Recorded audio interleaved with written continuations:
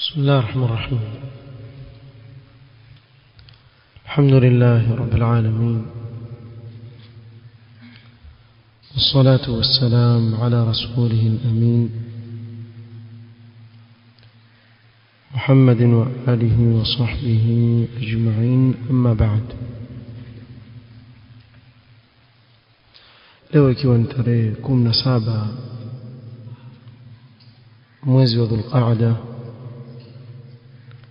mwaka 1442 بإذن الله تعالى، ونسأله التوفيق والسداد. tutaanza kusoma risala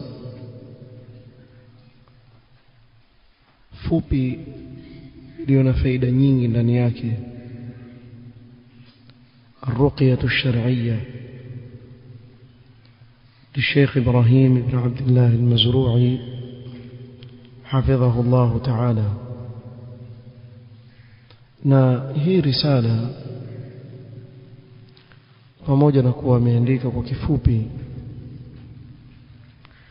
lakini amezungumza mambo muhimu sana ambayo Muislamu ahitajika kuyafahamu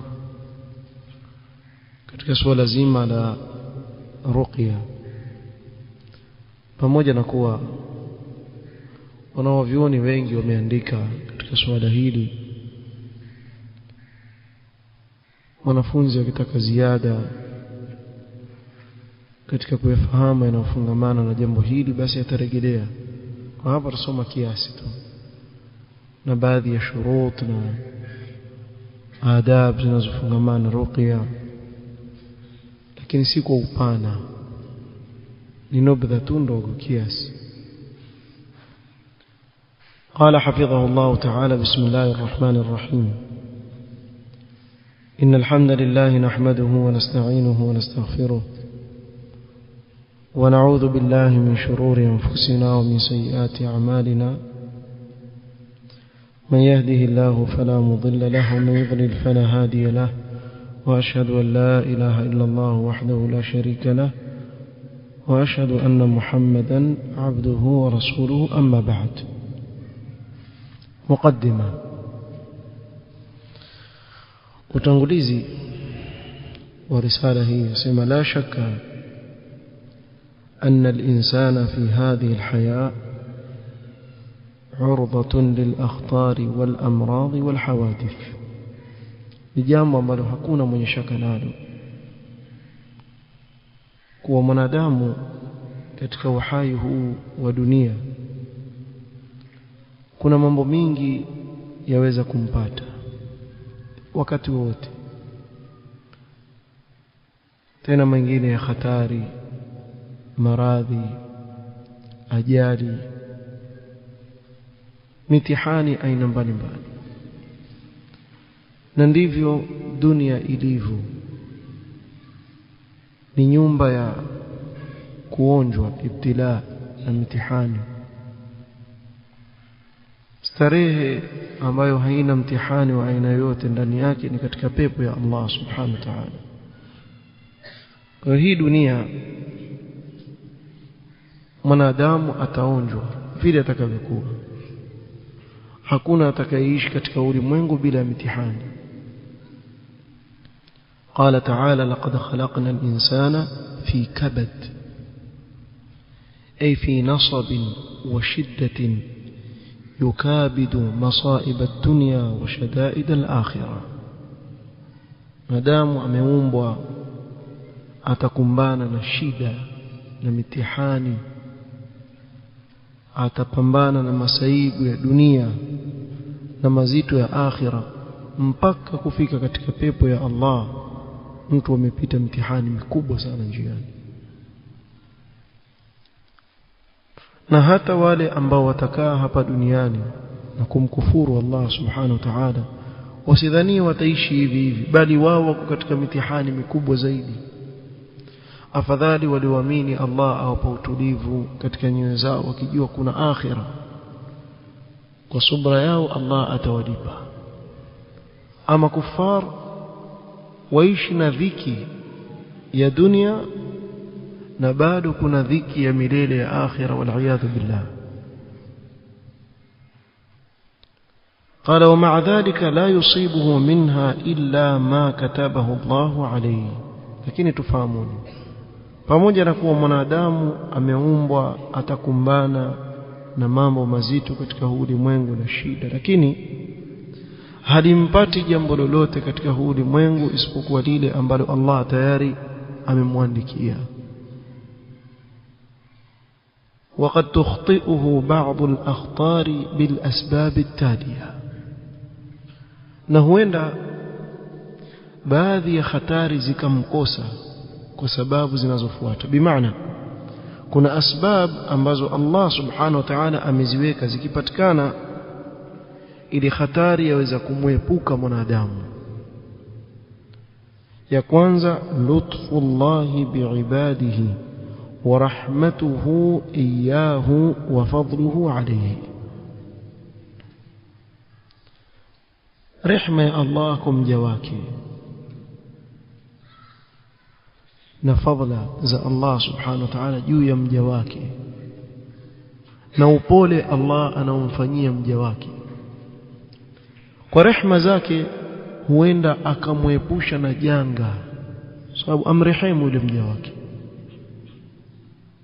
Na hii rahma ili kuipata pia Allah subhanahu wa ta'ala ameiwekea nini? Asbab. ukizifanya hizo asbab Allah subhanahu wa ta'ala atakurehemu. ثانيا حفظ العبد لربه فيحفظه الله تعالى. احفظ الله يحفظك، أي حفظ حدود الله، kuchunga mipaka ya Allah subhanahu wa ta'ala. Mja kumuhifadhi Mola wake maana yake ni kuhifadhi mipaka aliyowekewa na Mola wake. Hili ameharamishiwa akajiepusha nalo, hili ameamrishwa akalitekeleza, hili amekatazwa akakaa mbali nalo. Kwa yule anayechunga mipaka ya Allah subhanahu wa ta'ala, na Allah atamuhifadhi mja wake kama yule. كذلك التعرف على الله في الرخاء بامتثال أوامره واجتناب نواهيه فيعرفه الله في الشدة. kujitambulisha kwa Mola wako wakati uko katika hali ya kawaida na raha na utulivu, ukawa watekeleza maamrisho ya Allah subhanahu wa ta'ala na kujiepusha na makatazo, na Allah subhanahu wa ta'ala atakujua na kukutambua wakati wa shida kwa kukuepusha na nini? Na zile shida zinazokupata. في الحديث تعرف إلى الله في الرخاء يعرفك في الشدة. تعرف إلى الله في الرخاء، na hii ni katika kila jambo. Tazama hata katika mawasim ya khairi. Kwa mfano mwezi wa Ramadhani waja, wengi katika watu hupanga katika mwezi wa Ramadhani kuwa mimi nitasoma kadha wa kadha katika Qur'an, nitaswali kadha wa kadha katika qiyamul layl, ajipangia kabisa zile ibada. Lakini mwaka mzima hasomi Qur'ani wala hafanyi qiyamul layl wala hafanyi ibada. Ikifika Ramadhani ndio atakajifungue kabisa katika ibada, pamoja na kuwa Muislamu ahimizwa ajipinde kabisa katika ibada katika mausimu wa khairi. Lakini hadha la yu'an, atakosa i'ana kutoka kwa Allah subhanahu wa ta'ala. Kwa nini? Kwa sababu kule nyuma hajajibidiisha katika ibada, nafsi yake ikaizoea ile ibada. Ta'arraf ila Allah fi ar-rakha ya'rifka fi ash-shidda. Hili ni katika kila mambo ya khairi. Jipinde katika kufanya ibada ili Allah subhanahu wa ta'ala akusaidie katika kuzidisha ibada wakati ambapo unahitaji. Na sasa hivi tukabiliwa na masiku 10 bora kabisa ambayo hayatatokea mfano wake katika kila mwaka, yatokea mfano masiku ya 10. ambao ni masiku 10 ya mwanzo ya Dhulhijja. Yatakikana Muislamu ajipinde sana katika ibada kama vile anavyofanya katika al-ashr al-awakhir ya Ramadhan. Fanye bidii sana katika ibada. Sasa kuanzia sasa, ikiwa wapanga kuwa mimi nitakuwa nikisoma juzu 3-4 katika Qur'an, anza sasa basi, ili ujitayarishe kwa ajili ya masiku hayo. Usisubiri yakafika masiku yale ikawa utashindwa kuzifanya zile ibada kwa sababu nafsi yako haijazoea. Nafsi yahitaji uzoefu.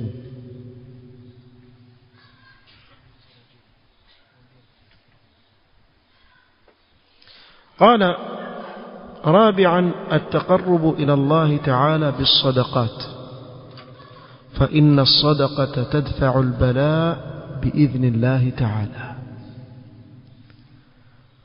kujikaribisha na Allah subhanahu wa ta'ala kwa kukithirisha kutoa sadaqat, kutoa kwa wingi sadaka. Na hapa ikitajwa sadaqa, si lazima iwe ni kitu kingi ukaona sadaka ikubaliwi mpaka iwe shilingi 100 ama shilingi 1000. Allah subhanahu wa ta'ala hatizami ule wingi wa ile sadaka yako. Kile kinachotizamwa ni ikhlas iliyoko katika moyo wako. Yawezekana kuwa ulichokitoa ni kidogo sana, lakini kwa ikhlas yako kikawa ni bora kuliko ile alitoa kingi riaa na sum'atan. Kwa sababu hata ukatoa kingi mbele ya Allah subhanahu wa ta'ala si chochote, lakini iangalie nia yako ikoje. Nia yako wakati wewe unapoitoa ile sadaka, kwa mtu asidharau ile sadaka anayoitoa, kwa kadri ya vile Allah subhanahu wa ta'ala atakuwezesha. Ikiwa wewe waweza kutoa katika sadaka chupa ya maji pia, lakini si sadaka. Umeweza kutoa katika sadaka chakula, ukatoa sadaka. Umeweza kutoa katika sadaka pesa, basi huna mpaka kutabasamu pia ushindwa. Mtume sana anataja katika sadaka mtu kutabasamu katika uso wa ndugu yake Muislamu, sadaka hii.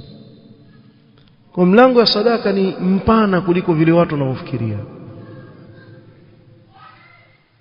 Katika kuleta tasbih sadaqa, tahmid ni sadaqa, takbir ni sadaqa, tahlil ni sadaqa. Yale aliyoyataja Mtume salama kuwa ni sadaqa hizi, basi pupia katika kuyafanya uhisabiki kuwa wewe umetoa nini? Sadaqa. Kujikaribishe kwa Allah subhanahu wa ta'ala kwa kukithirisha kutoa sadaka, kwani sadaka humuhifadhi mja kutokamana na balaa biidhnillah ta'ala. Kwa idhni ya Allah humuhifadhi mja kutokamana na balaa. خامسا الإكثار من الأوراد والأذكار المستمدة من الكتاب والسنة. kukithirisha nyuradi na adhkar, lakini hizi adhkar ziwe zimetokamana na Qur'an na sunna ya Mtume sallallahu alaihi wasallam, si nyuradi za kutunga wirdi sijui wa fulani, wirdi wa fulani, wirdi wa fulani abakie nao fulani. Sisi tunataka uradi wa nani? Wa Mtume sallam aliyotufundisha, vile alivyotufundisha Mtume sallam. Na kama una uradi wako wewe, basi ule uradi wako unaoshikamana nao uwe hautoki nje ya mafunzo ya nani? Ya Mtume sallallahu alaihi wasallam. Na katika nyuradi muhimu adhkaru sabah wal masa, adhkaru an-nawm, kadhalika kukithirisha kusoma kitabu cha Allah subhanahu wa ta'ala. Jiwekee kwa siku kiwango cha Qur'an ambacho utakisoma, la takhrum, usiwache, usipunguze, bali ukiweza zidisha. Ujiwekee kuwa mimi kwa siku nitasoma juzu 2, juzu 3. Uwe wawadhib katika hili jambo, katika miongoni mwa sababu za kumuhifadhi mja kutokamana na balaa.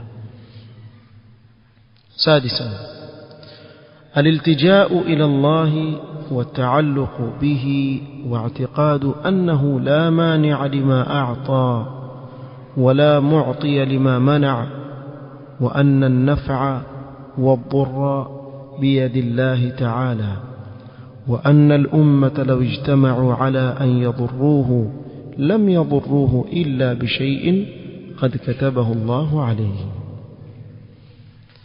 jambo la sita, kumtegemea Allah subhanahu wa ta'ala, kuegemea kwa Allah subhanahu wa ta'ala na moyo wako kufungamana na Allah azza wa jalla, ukaitakidi kuwa hakuna anayeweza kumnyima yule ambaye Allah amempa. Allah akimfungulia mja wake hakuna anayeweza kuzuilia. ma yaftahillahu linnasi min rahmatin fala mumsika laha wama yumsik fala mursila lahu min ba'dihi. Kwa Allah akifungua rehema zake kwa mja wake hakuna anayeweza kuzuia, na akizuia hakuna anayeweza kuzifikisha. Kwa hivyo hakuna anayeweza kukupa wewe kile ambacho Allah amezuia kisikufikie, wala hakuna anayeweza kukunyima wewe kile ambacho Allah subhanahu wa ta'ala ataka kukufikishia.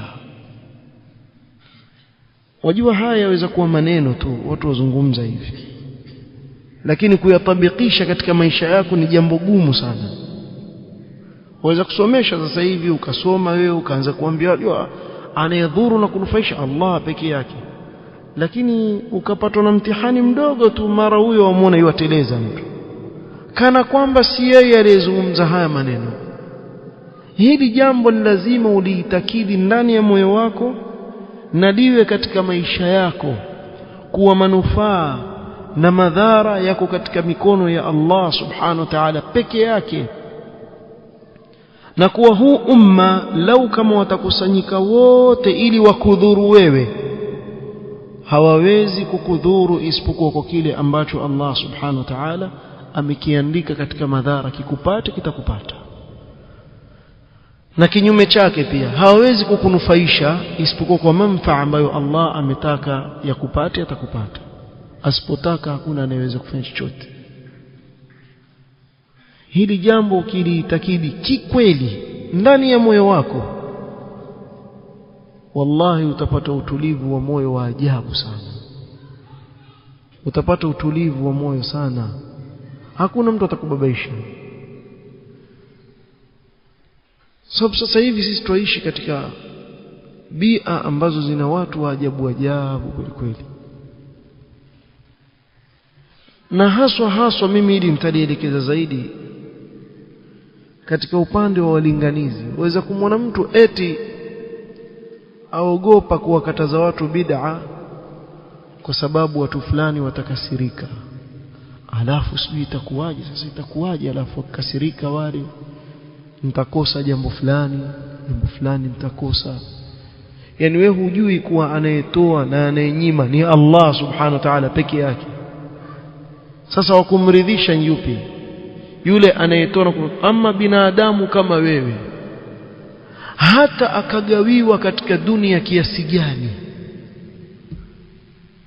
tuseme amefunguliwa akitakacho kiko katika vidole vyake, asema tufanyeni hivi waletewa, fanyeni hivi waletewa, inshallah amefunguliwa kiasi hicho. wewe hukumbuki hadithi ya Mtume sallam, lau kanat ad-dunya ta'dilu 'inda Allahi janaha ba'udha. Sasa ikiwa hii dunia mbele ya Allah si sawa na ubawa mmoja tu wa mbu, hawagawie hawa watu wa dunia huo ubawa wa mbu, wewe utabaki na kiasi gani? Na kila mmoja atapata kiasi gani? Si chochote shekhi. Lakini wengi katika watu wa madhaifu kwa sababu ya hii itikadi kwa mtu yeisoma tuweza kutoa hadithi kwenye khutba ya Ijumaa, wa'lam anna al-umma wafuata. Ama ukitikiswa tu kidogo hivi waogopa watu, yule atasema alafu itakuwaje bwana? Hatukwambii uwe jeuri, masala ya kuwa jeuri ni kitu kingine, na masala ya kuwa mdhaifu katika mambo ya haki ni kitu kingine. Waogopa. Kuna mmoja asema Usalafi kitu gani? Usalafi huko Saudia na Yemen. Hapa kwetu mahurafi ndio wengi bwana. Kileta usalafi hapa utafika wapi hapo? Ndaa tupu. Wallahi mimi namsikia mmoja azungumza hivyo. Sema ndaa tupu usalafi. Salafi bwana atakuwa salafi wewe nenda za Saudia kule. Ndio utaangaliwa vizuri. Hii masala kumbe ni dunia. Yani watu wafanya da'wa kama ni dunia yani. Allahu almusta'an wa alayhi tuklan. Moyo wako ufunganishe na Allah subhanahu wa ta'ala. Na hao wanaozungumza hivi, waweza kumwona mtu azungumza hivyo apata taabu. Yeye mwenyewe katika kuitafuta riziki ile haoni kama yupata taabu. Mtu yotoka huku yokimbia kule, yotoka huku akimbia kule, kutoka huku akimbia kule, kutoka huku akimbia kule, ana shughuli kama 5-6 hivi za mshughulisha. Yeye ni mshonaji kofia, yeye ni maalim, yeye yuuza mboga, yeye yufanya madili kwenye sijui vitu gani, yeye yuko sijui huku. Mtu mmoja huyu afanya vitu vyote hivyo. Alafu bado mtu kama huyu aliye anandaye. Kwa sababu Allah subhanahu wa ta'ala amekujaza shughuli katika mikono yako kisha akaweka ufakiri hapa mbele yako. Ja'ala al-faqra baina 'ainayk. Allah kujalia wewe ufakiri kwenye macho yako hivi. Unaona ufakiri tu. Kwa nini? Kwa sababu hii aqida usipokuwa nayo chunga sana. Wengi watikiswa kwa sababu ya hii itikadi hawana. Waweza kusema lakini mimi naamini. Kusema waamini ni kitu kingine, lakini kutabikisha ni kitu kingine. Sasa tabikisha sasa tukuone. Umefika mahali sasa lazima uonyeshe msimamo wa kisawasawa. Kuna watu jificha ficha tu, mtu ushindwa huyu ni mtu wa sunna ama ni mtu wa yani mudhabdhabina baina dhalika, la ilaha ulai wala ilaha ula. Lau kama atasimamishwa mahali ataambiwa wewe uko na nani? Siko na wale wala siko na wale, mimi niko kivyangu. Sijui mfahamu yani. Aona nikisema niko na wale nitaingia kwenye matatizo.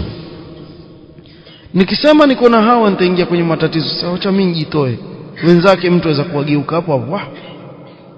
Kwa nini? Kwa sababu achelea. Kuna maslaha pengine fulani atayakosa kwa yule aliyemuuliza uko wapi. Haya. Lakini sisi tuamini kuwa manufaa na madhara katika mkono wa nani? Allah subhanahu wa ta'ala pekee yake. Hata ukabakia mmoja tu na una uswa kwa mitume wa Allah alayhi salatu wassalam, yule ambaye ameujalia moto uwe wachoma ni yule aliyemuokoa Ibrahim kutoka katika moto akaufanya bardan wa salaman. Silikuwa wataka kumdhuru wale, wakamtupa Ibrahim ndani ya moto, sio? Ulimdhuru kwa sababu yule anayemiliki madhara hajataka. Kwa haukumdhuru, hajataka ile lifanyike, katoka salama kabisa. Hakusikia hata ule umoto pia, bardan wa salama. Sasa huu ni mfano mmoja katika mifano mizuri ya kuonyesha kuwa anayemiliki madhara na anayemiliki manfaa ni Allah subhanahu wa ta'ala pekee yake. فهذا كله من أسباب الطمأنينة النفسية والسلامة والآفات والأخطار. zote hizi ni katika sababu za mtu kupata utulivu wa nafsi na usalama kutokamana na maafa na hatari. فإذا وقع البلاء على العبد فيشرع له الأخذ بأسباب زواله. Na ikiwa balaa itampata mja, mtihani umempata mja, basi pia aruhusiwa kisheria kuchukua asbab ambazo zitamuondolea ile madhara. Fama anzala Allahu da'an illa wa anzala lahu dawa'an alimahu man alimahu wa jahilahu man jahilahu. Hajateremsha Allah subhanahu wa ta'ala maradhi isipokuwa uteremsha pamoja na yale maradhi dawa. Lakini ile dawa waijua wanaoijua na wasioijua hawaijui. Kuna maradhi wakati wa nyuma huko yalikuwa ni maradhi yanayoua wengi katika watu. Kisha baadaye watu wakaja wakavumbua dawa, ikawa kumbe dawa yenyewe ni kitu kidogo tu, pengine labda tembe 2-3 hivi akizila yule mtu basi ashapoa yale maradhi, lakini huko nyuma yalikuwa kiua watu kweli kweli. Sasa kule kutojua ile dawa, basi hujajaliwa kuijua wewe. Ajua anayejua na asiyejua hajui, lakini haimaanishi kuwa kuna maradhi ambayo hayana dawa. Na watu wasema maradhi fulani hayana dawa, sema hatujui dawa yake. Lakini kwa hayana dawa, yanayo dawa. Hata maradhi ya kisukari, sijui saratani, afana Allah wa iyakum, maradhi sijui ya ukimwi, sijui maradhi gani, hakuna maradhi ambayo hayana dawa, isipokuwa hatujui sisi dawa yake nini.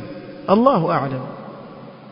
Pengine baadaye wakazuka watu wakasema hii dawa yake ni kitu fulani, kumbe ukila karoti tu hapo ulikuwa hujui, iko mbele ya macho yako ulikuwa hujui. Mfano, si umpatwa na maradhi gani, ilikuwa hii ule mboga ya mchicha na wewe ulikuwa hata hutaki kuiona mboga ya mchicha, mfano tu, na ikawa ndawa. Mangapi wamevumbua katika maradhi madawa yake, baadaye wakaona ni kitu kidogo tu. قال وأهم الأسباب لإزالة كثير من البلاء, miongoni mwa sababu muhimu sana inaondoa balaa nyingi, arruqyatu shar'iyya, ni zunguo la kisheria. فما هو تعريف الرقية وصفتها وشروطها وأدلتها من الكتاب والسنة، وما هي القواعد والضوابط الشرعية للرقية؟ بس هي رقية نيني، sifa yake iko vipi, masharti yake ni yapi, dalili zake ni zipi katika Qur'an na Sunna, na ni yapi misingi na vidhibiti vya kisheria vya hili zunguo. Hayo ndio watakaoyazungumza, haya maswala aliyouliza hapa ndio watakaoyaeleza inshallah taala kwa hii risala. Kwa inshallah taala kuanzia kesho tutakuwa tuzungumzia jawabu ya moja baada nyingine katika maswali. Ruqya nini, sifa yake iko vipi kwa dalili za Qur'an na Sunna, na mengineo hatakuja kuzungumzia polepole inshallah tukiwa tusoma hii risala. Naktafi bihadha alqadr, wallahu ta'ala a'lam. Subhanaka wa bihamdik, ashhadu an la ilaha illa anta astaghfiruka wa atubu ilaik. Barakallahu fik.